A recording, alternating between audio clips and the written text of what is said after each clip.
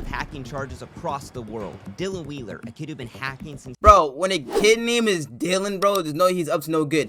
There's this one kid named Dylan in my school. He had every girl. He used to always cheat on girls, always do this. And he got every single bad bitch in my school. I'm like, bro, how does he do it, bro?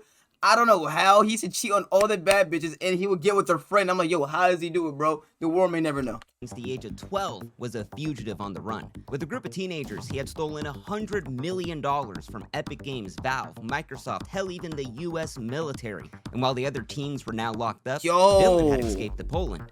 But now he was broke. But from a group of guys he had just met, he had heard the security cameras at the local Polish bank. Not funny, I'm sorry. Enough to plan a robbery.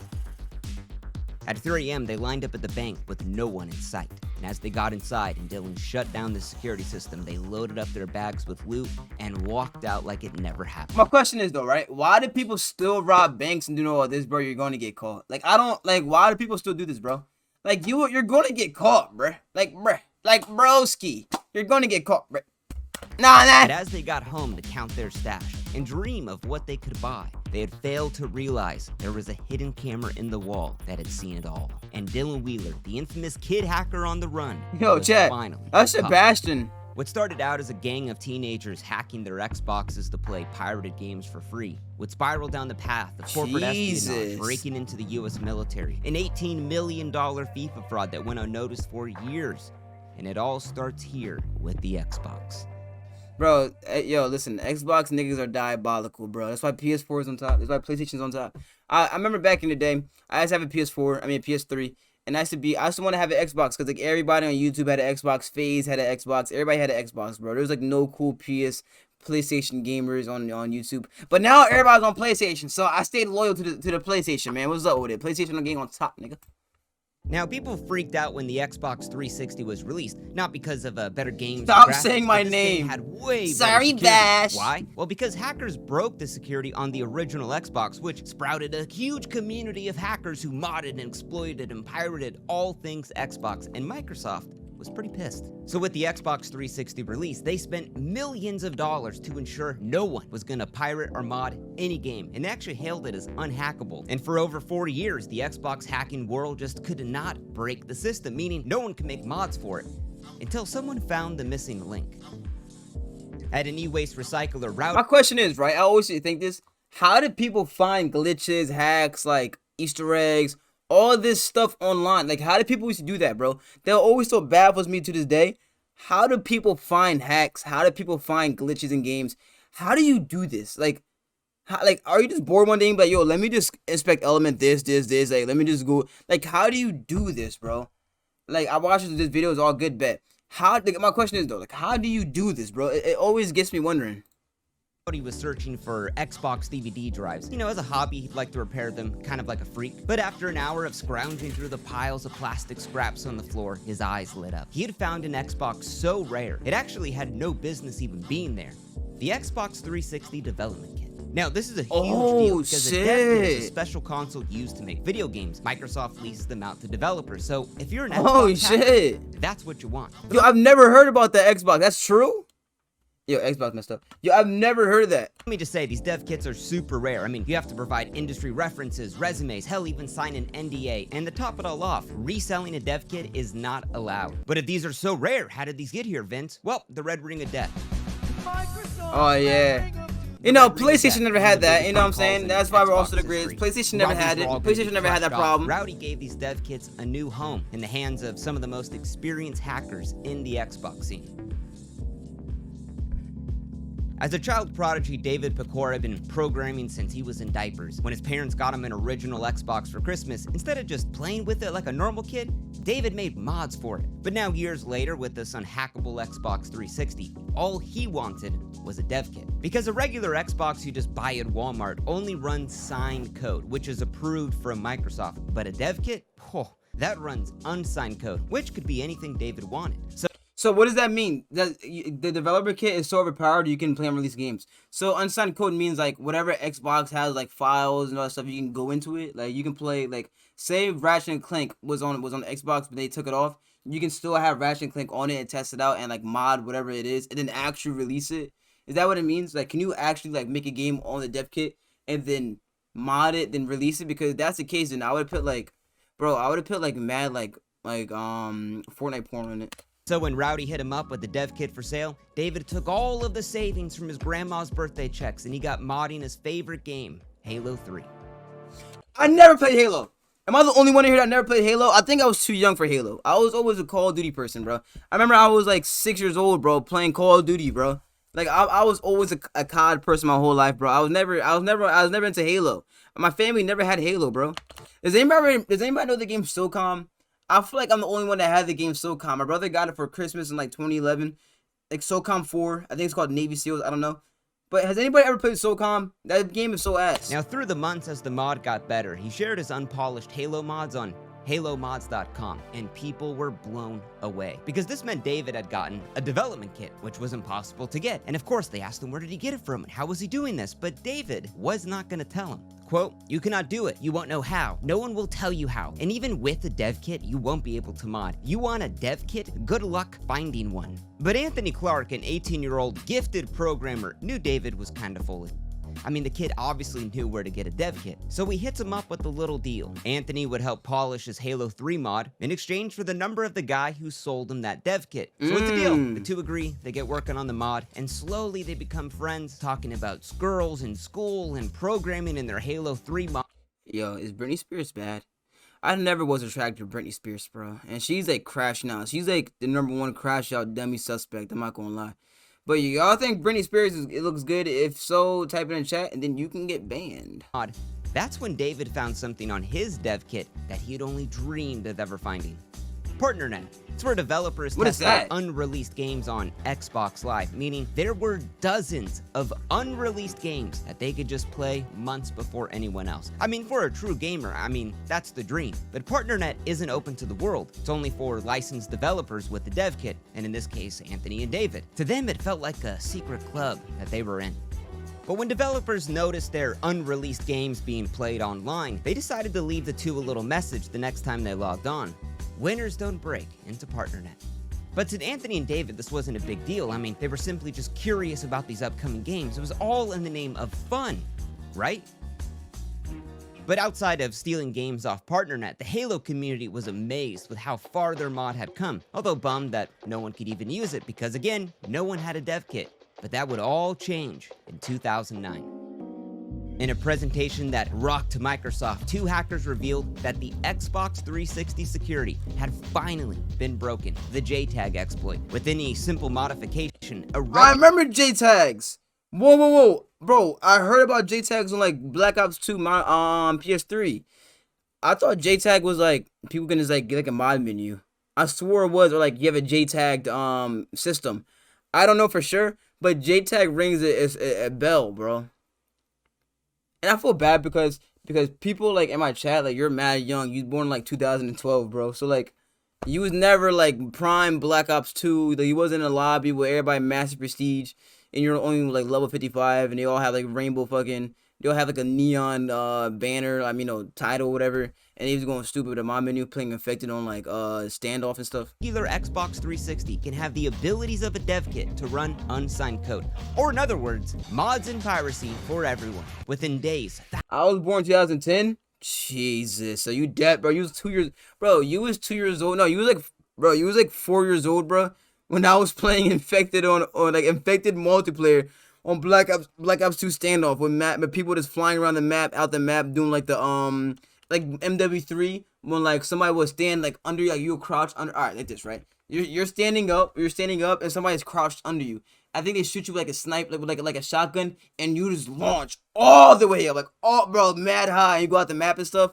Damn, bro. You was in diapers and I was doing that on PS3, bro. Thousands of people start JTagging their Xboxes, and Microsoft was just freaking out. Because for Anthony and David, potentially now, anyone could use their mods like Infinite Ammo and Super Jump to cheat online. And people pay good money to cheat online. So in a genius move, they sell access to their mod for $100 an hour. That's smart. Kids line up with Daddy's Amex ready to max it out. The two start raking in about $8,000 a day, all via PayPal. God damn! Remember, these are kids making this kind of money.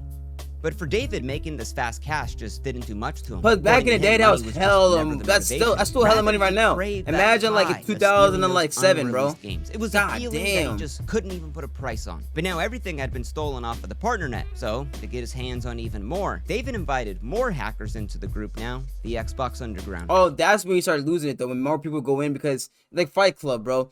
When more people's in, more likely the Fight Club's gonna get released. Number one rule of Fight Club is don't talk about Fight Club, and I broke number one rule. At PAX 2010, developers were showing off all of their upcoming games, but Justin May, a member of the Underground, was on a mission. You see, his Xbox account had been permabanned. He had emailed and called, but with no response back. And without his gamer tag, Justin was a nobody. So, with nothing left to lose, he was going to ask the director of Xbox Live to unban him in person. And we have it on video. Actually, Kane, Bro, think he ISO speed on his knee to the CEO of Twitch to unban him. Hey! Yo. primarily for this panel. Can you unban my gamer tag, please? What did you do? I played Forza 3 early. I'm sorry, you should have done that. However, again, but I want my account. There are some punishments for which there's sort of no recourse. Yeah, the plan fails. But Justin wasn't just gonna walk away empty-handed from PAX. The next day at the convention, Justin was stalking the Atomic Games booth. He had saw the golden shrine on the pedestal, a 360 dev kit loaded with their unreleased game. It was a beaut. Atomic had spent over $6 million developing it. And Justin? He was just gonna take it. As they turn around, Justin opens up his laptop, plugs it into the dev kit, but then security starts to walk by, and Justin bolts off. And of course, they chase right after him. But being a true Xbox gamer, he runs out of breath and they tackle him down. So now with tears in his eyes, he told security it was all a big misunderstanding. It was his Wi-Fi not working, and he was connecting to the dev kit to get on the internet. But yeah, the stolen source code was on his laptop. Justin was because Atomic Games works with the FBI. So now this whole matter had become a national security issue. Within an hour, they raid his home, confiscate all of his Xboxes, and charge a kid with receiving stolen trade secrets. But then the rumors come out that when Justin was arrested, he was begging the cops that if he was let go, well, he could name hackers higher up than him who stole way more than just one little game. But yeah, the judge didn't really care. Justin would get the death sentence. Oh, that's cat, bro. For a gamer. He got a court order that he was banned from playing his Xbox for 18 months. And now David knew if he was gonna get his hands on more pre-release games, he needed to be Bro, Fat, what's up, DJ? How you doing, bro? Nigga snitched. I told y'all, bro. This is why you don't be adding more random people into like your businesses and your stuff, bro. Because people like this are gonna snitch on you, man. Hater about it. Now, with David's growing reputation, opportunities started just coming to him. And Super Day, also known as Dylan Wheeler, brought him the opportunity. I think it's the main man. Come across a leaked form database with thousands of login credentials. Several emails belonging to Epic Games employees thought we could work together on this. Super Day.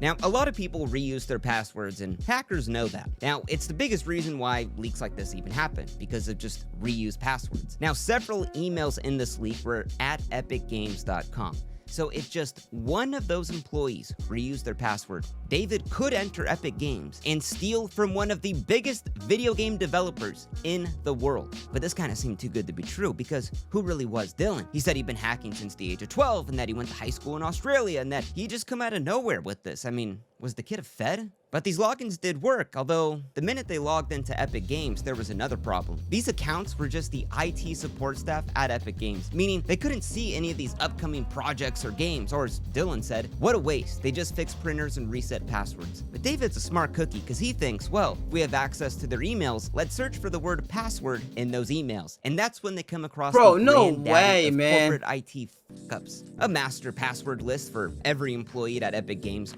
Bro. Now, see, people like this on the internet scare me because they can, like, really just hack your whole life away, man. This shit is scary. And all he did was go on their email and type in password, and he find everybody's passwords, bro. It's gonna be like the owner's password. Watch. All on a Word document just for anyone to look at. And all of this because what's up, one Crowd? Welcome to the stream. Reused their password. Okay, so my advice, just check to see if your private information's been leaked in a data breach. And right now, you can check that using today's sponsor, Guardio. Guardio is a Yo, did he just fuck with me? Okay, yeah. I'm skipping your shit, buddy. USB drive for the chairman's Lamborghini music loaded with Lady Gaga. But after days of searching, David finally found what he had been looking for. The Mac Daddy of unreleased games. Gears of War 3. This game had been delayed multiple times. Real gamers were dying to play it. But David just couldn't download it. I mean, even with an encrypted Nigerian VPN, it could obviously be traced back to him. What he needed was a hacked modem. Makes it impossible for anyone to track your down and gives you free internet. And while these are normally impossible to get, a member of the underground, Sinet, he had one. At 3 a.m., Sinet downloads the game to a remote server using this hacked modem, but instead of just sending a download link, which again could be tracked, Sinet burns the game onto Blu-rays and he mails them out to the crew. So after all of the hard work and crimes that they had committed, David rips open that package and pops that sucker in, and oh my god, the game sucked. It wasn't even playable. But that's when the fear set in for David. Because if this ever got out that they had hacked into Epic Games, yeah, they were looking at some serious prison time. Yeah, the next day, Gears of War 3 was leaked online, and yeah, it made national news. Gears of War 3 was leaked on the web. Epic Games warned people that downloading the title may actually melt your system. Because Epic had spent over $60 million on its production, and Epic... Wait, so video games really cost that much, bro? I heard GTA 6 cost like $1 billion. I don't know though, but I did hear that it's actually true that GTA 6, like on the first day it released, like bro, like on the first day of GTA 6 release date, it raked in like $6 million, bro. I mean, no, I mean it's $1 billion, bro. That shit's wild. Like that shit is wild, bro. All right, y'all saying I'm yapping, Yap City? Yo, hop off, bro. Promised the public they would find the sick could ever do such a thing. But David just couldn't sleep. I mean, did Epic have any evidence? Were they just gonna pop in and arrest him? And this curiosity drove him into hacking into Epic Games again, where now we found out that the FBI was now involved. But that still doesn't deter David. They continue to stay in Epic's network, knowing that the FBI was in there for months, but just to monitor the investigation. And although David put up a strong front to the others, behind the scenes, the kid was freaking out. But David's problems only grew. His cheating mod business that he had with Anthony Clark, yeah, that was getting railed with the cease and desist letters from Game Studio. So the two shut that business down, but they remain pretty close friends. And while David continued on his warpath of stealing unreleased games, well, Anthony Clark, he had found his next business opportunity. Now, in the FIFA video game, you can earn FIFA coins to build out a better team playing against a computer or humans. But these coins cannot be bought. You have to play games to get coins. But Anthony came across websites that sold FIFA coins for cash. Yeah, they were in China. It's EA. Wait, it's EA. I thought EA just rakes in mad money. Like, bro, with 2K and shit. Wait, is 2K from EA? I don't know. But like EA, like you spend mad money just to get better. I don't know though. But I thought in like games like that, like 2K, FIFA, all that stuff. I think this was before my team though. I mean, my player. I think this was before my player, because my player, like, you have to buy some shit to level up. But this is my team, so I don't know if you spend real life money. I don't know. Sketch, but you could buy Listen, I never played FIFA, bro. FIFA sucks. With cash. And it got Anthony thinking, what if he made a bot that could automatically play the FIFA game to earn FIFA coins, and then maybe sell them off to these Chinese websites? Genius idea. So as a proof of concept, he spends months developing a tool, and oh boy, it worked way better than he even thought. It could play one whole game against the computer within a second, earning him thousands of coins a minute. With just one Xbox development kit running this tool, it made about Anthony $30 an hour, automatically, 24/7 per machine. But then his first week of wholesaling coins out to China, Anthony had made a couple of grand. And of course, the business grew. He bought dozens of dev kits, racking up the electricity bill at his house. And while David wanted nothing to do with the FIFA coin business, he referred him out more programmers like Nathan LaRoe, Austin Akala to develop the tool even further, and this business grew. But was this even legal? Now, after a few months of watching every email come through Epic Games, the FBI just stopped emailing their security team, because even with the crew still inside of Epic's network, they had no idea who had leaked Gears of War 3. Or in other words, they had gotten away with it. David grew intoxicated by the power he had. Pre-order 3 digital copies for 2K23. You want the code.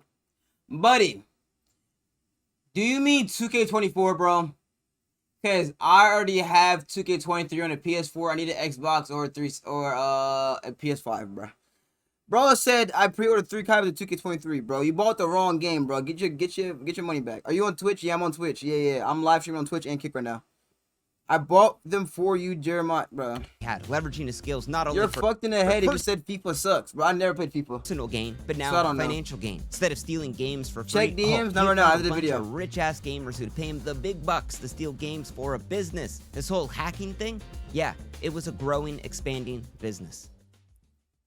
Now, if you ever played Fortnite, you've probably heard of Unreal Engine. Now, it's a tool for game developers to build out the worlds and, some of the biggest video games out there. And wouldn't you know it, Unreal Engine is owned by Epic Games, meaning that master password list for every employee at Epic, It's yeah, gonna be that for could be a Unreal? springboard into hacking into every company in the goddamn world. Wait, so with huh? months of meticulous planning, they slipped through the virtual defenses, mainly using reused passwords. They began to break in and steal from every major game developer Oh in my the world. God. Hundreds of companies, thousands of games having total control over their networks, or as David said himself, Are you have you been listening? I have to the Australian Department of FBI wiretap.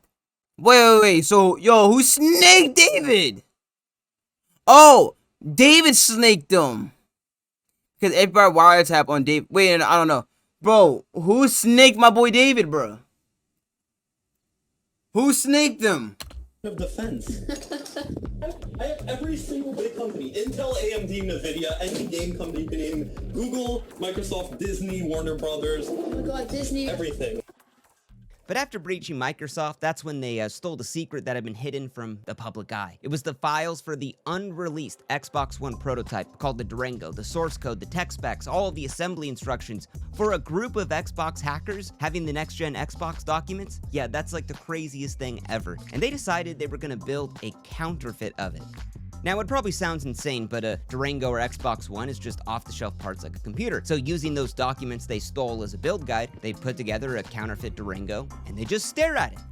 Because there was no games for it. So Austin Akala thinks, maybe we can sell this, to make some money off of that Microsoft hack. But not on eBay. That would bring way too much heat. So Austin builds out the Durango, and they find a dude in West Africa who pays him $5 grand for this counterfeit Durango. And then all of a sudden, after talking to no one for 2 years, Justin May shows up and he's back in the crew. And he offers to ship it out because, quote, I can get a good deal on shipping. And the crew lets him. But the Durango would never even arrive because the buyer in West Africa, that was the FBI. Oh, shit. Yo, what? Yo, see, bro, they got too greedy. Bro, they got too, they scammed Aaron. Hey, yo, bro, they got too greedy. That's what happens when you get too greedy, bro. They maneuver past so many mousetraps, and then they finally got caught, bro. This what happens when you get too greedy, man. Now, Yeah, the Dylan ego. Wheeler was the kid who just always had to be right. And now with the secret knowledge of the Xbox One, he argued all day in the forums about what it would be and what it looked like, but no one believed him. And this pissed off Dylan Wheeler so much. So he ends up leaking all of the stolen documents from Microsoft, and hell, even puts his Twitter handle in it. That'll show him who thinks. Fucking idiot. Wait, this guy, what the fuck is this? So he's also a furry. Hey, yo. But not, bro, like, you're leaking, bro. You're leaking a company's $1 million ticket, bro. Like, you're going to get, like, caught. You're so stupid. But then behind everyone's backs, that's still not enough. He puts the Durango on eBay. And if Oh, my God. After they literally said, don't put it on eBay, bro's going to put it on eBay. Oh my God. Of course, the news picks it up. They got a Durango on eBay. They got the documents all leaked. It's one of Microsoft's biggest leaks in years. And although the crew was freaking out over this attention, Dylan just loved it. He was doing interviews as the Xbox leak kid. What was the whole purpose of you leaking out information about Durango? To Microsoft, it was a purpose of this is what can happen if you don't. Yo, Joe Rogan did not, bro, hold up. Joe Rogan did not do that move. Hold up. Yo, Joe Rogan, Dylan Weaver, right?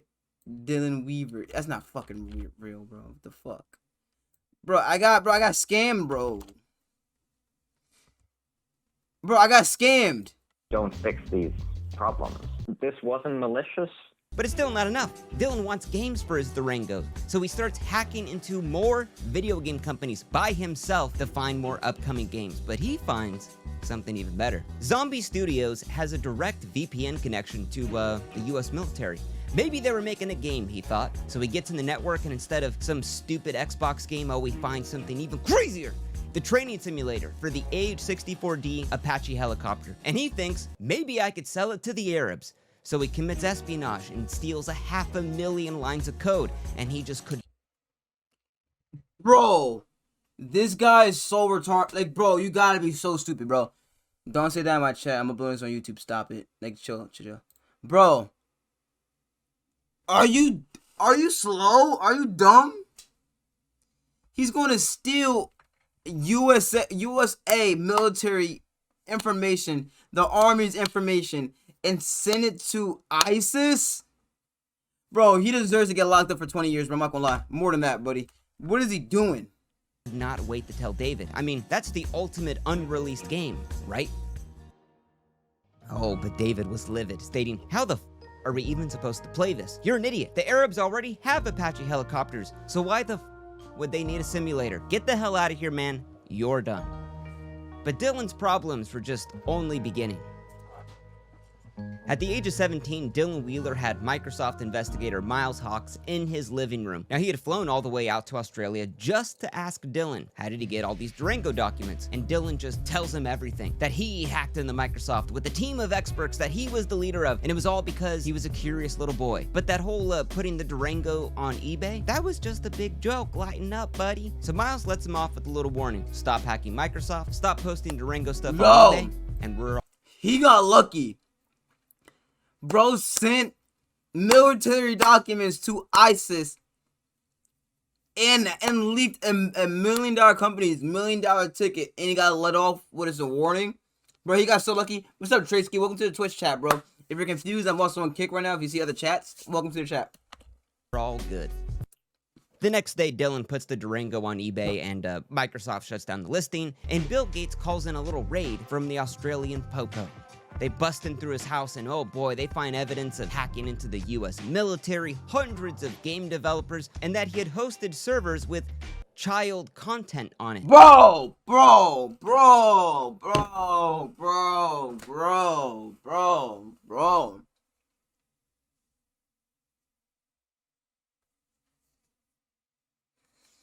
What the fuck is wrong with people, man? What is wrong with people, yo? Which that detail gets left out a lot. So now Dylan's facing 22 felony charges, awaiting trial, out on bail. But it even gets dumber. He does an interview with Kotaku. Yo, you're wild, yo. Bro. Magazine, where he just tells the world that he had hacked into every game developer. But it wasn't just to make money. No. It was just because he was a curious little boy. The interview is linked down below, and it's pretty funny. Even the reporter doesn't believe him. Oh, and all of that child stuff? Again, that wasn't him. That was just the other hackers in the Xbox Underground, who had also been raided by the feds. Except for David. Now, while David's crew was just falling apart, Anthony Clark's business was growing like a startup. Their production increased to 1 million FIFA coins a second. Anthony hired programmers, accountants, attorneys, hell, even formed an LLC. In just 8 months, Anthony made over $7 million. He bought this house, he bought a Mercedes, his coworkers bought Lamborghinis. Wait, is that actually his house? Hey, yo. All from FIFA coins. But the money hadn't come that easy. What's up, Freak? Well, at Welcome first, to the stream. FIFA game had no security. They'd now added in CAPTCHAs to prevent the bots that they were now using. But again, no problem. They just developed bots. Hey, everybody on Twitch. Hey, if you see other chats, I'm on Kick right now. I advise you come to Kick so you don't watch ads. That's the reason why I'm on Kick. But welcome to the Twitch chat anyway. Appreciate you. Do the CAPTCHAs. But the real question was this even legal? Now, the coins weren't stolen or hacked from FIFA. It was just a bot that played hundreds of games a second, to get FIFA coins that, again, couldn't be bought. I mean, in their own terms of service, it says the coins have no value, mainly for tax reasons. So how could it be fraud? Now, months after the raid of others in the crew, David received the message from Armand the Cyber with an opportunity. Now, Armand had stolen a real Durango from Microsoft's headquarters. He had a family friend that worked there, and he cloned his employee badge and just dressed up like a dork and walked in their headquarters and just took it. And he told David it was so easy that he'd be willing to do it again to get David his own Durango, in exchange, of course, for a couple of grand. Now, to me, this guy seems like a total fed, but to David, it seemed like a great idea, so he went through with it. So wearing his Bill Gates deluxe uniform and his fake badge, Armand gets in. Now, he had heard the Durangos were on the 5th floor, but his badge didn't have that security clearance to get him there. So, at America's most technologically advanced company on Earth, he bypasses all of their security by taking the stairs. And he shoves 2 Durangos in his backpack, walks out like nothing ever happened. Bam, bam, bam, mission accomplished. Yeah, the next week, Armand gets a call from Microsoft headquarters. They wanted him to come down to their offices to have a little chat with them because, Armand had gotten hired there. And that's when he remembered, oh my god, I put in my job application last month. So David's got a Durango, Armand's got a new job, and they lived happily ever. It was actually all a trap to bring Armand in Microsoft's interrogation room. They had it all on cameras, and Armand confesses to everything. Now, they tell Armand that Microsoft would not press any charges if he could just bring the Durangos back, or else things would get nasty. Armand calls David, freaking out, saying how would it be if they didn't get these Durangos back? I'll give them all this money. Just send the Durango back, anything. But David just stops picking up his calls because this was Armand's problem, not his. Pulling up to the US border, David and his father told Customs that they were just driving to the US to run a real quick errand. But after just one glance of David's face, they asked him to get out of the car and they put him in handcuffs. And they tell his dad that David would not be coming home for a very long time. For real? For the last 8 months, the FBI had a secret indictment listing David Pecora as the first foreign hacker to be charged criminally in the United States. Damn. Stealing over $100 million in American trade secrets. Now, along with David was Sinet, Austin Cullen. Yo, the crazy thing about that shit, that's like what happened to Rico's, bro. Like these rappers, like these people that do crazy stuff online, they pick post guns and be like, yo, caught the ops lacking, yo, smoking on, and I'm saying, at the moment, they think everything's good. They live in their life. They keep posting stuff online, keep exposing themselves, keeps like literally leaking their all this stuff. Bro said free YSL, but they murdered black people. That's not free YSL. Let's be real. Just because they make good music, free YSL? No. Anyways, but yeah, they do all this stuff, post it all online, post like dumb drugs, post murders, post like dumb beefs.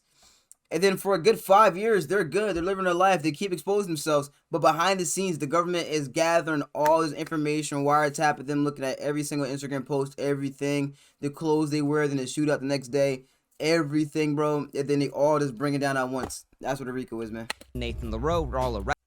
Yeah, you're timed out, bro. Yeah, you're timed out, bro. We're not going to have this, bro. You're timed. Deuces, buddy. Arrested and charged as co-conspirators. Now, all 4 would plead guilty to stealing over $100 million in trade secrets, with Nathan, Sinet, and David all getting prison time, except for Austin Akala. The FBI had found something very interesting on his computer. Little one, it is a simple calculus. This universe is finite. Its resources, finite. If life is left unchecked, life will cease to exist. Buddy, is that Thanos? Why do I have a feeling that Xanos said this, bro? Chat, why do I feel like Xanos said this, bro? Did Xanos say this? I knew it was Xanos! I knew it was Xanos, bro. I knew it. Now, while Anthony Clark had been David's business partner in the past, he never got caught up into this case. He didn't steal games, he just mined FIFA coins. But when the FBI found evidence on Austin Akala's computer of this FIFA coin mining operation that made millions of dollars, yeah, that's who they went after next. On September 2015, Anthony Clark and his 3 employees who were separate from the crew were raided from the IRS, where they seized over $4 million in assets. Because Anthony's little business, yeah, that had made him over $18 million in a couple of years. Damn. But the problem started when he was withdrawing up to $30,000 a day from his Alright, so chat, now I'm questioning, right? Is G2A, like, is this website, right? G2A.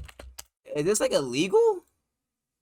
Or just like an actual like solidified business, bro. Cause like they be selling games for mad cheap. Like they be like Call of Duty here for cheaper, but like you can buy, like, you know what I'm saying? Like you can buy like Call of Duty on Steam, costs like $60, but on here, like, look, bro, it's mad cheap. So like, is this legal or what? personal bank accounts because those glitched FIFA coins he made, while he did sell them to China and hell even paid his taxes on them, the government said it was all wire fraud.